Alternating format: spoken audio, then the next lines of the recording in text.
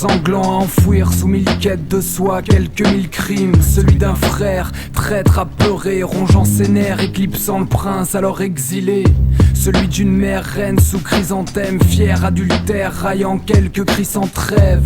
Celui d'un fils indécis, obscurci par la lame sous laquelle Polonius périt. Maladresse, crime, l'œil vengeur salit la grâce divine et sonne son heure triste.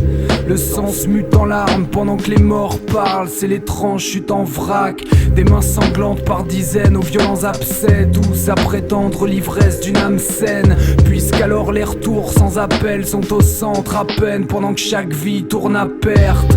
Vaste peuple, vaste peine, poison fuyant, épousant les vastes pleurs. Autant de cris de l'esprit et du sang. Le gage du cœur s'est perdu dans les âges du temps. L'auteur en ses pages, nullement dupe de ses actes, annonce le présage durement. Avec ou sans cœur, les pics fusent entre les dires d'une assemblée, broyant toute cynique figure.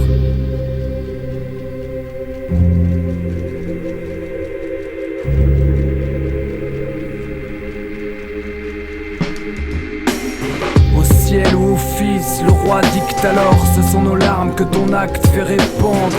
Va, prépare-toi sous les ordres et prie qu'au plus loin ton crime n'apparaisse moins fort. Le droit du deuil, le temps d'un siège à ton âme en guerre. Vois cette veuve couler dans l'enfer. Histoire tragique d'Hamlet, Danemark ici même. Scène 3 de l'acte 4. En termes trompeurs, les quêtes se voilent et l'épaisse muraille se heurte à l'appel d'une âme. Mais celle d'une arme en tête à laquelle durable le roi sans tête est pire que son meurtre infâme.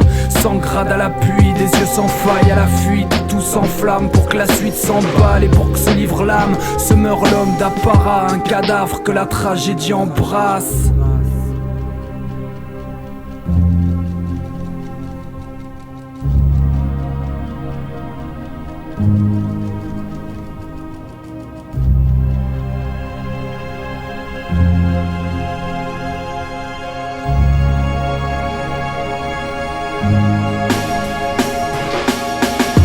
Poison trace l'envers du décor, douleur profonde du corps dès lors acceptée.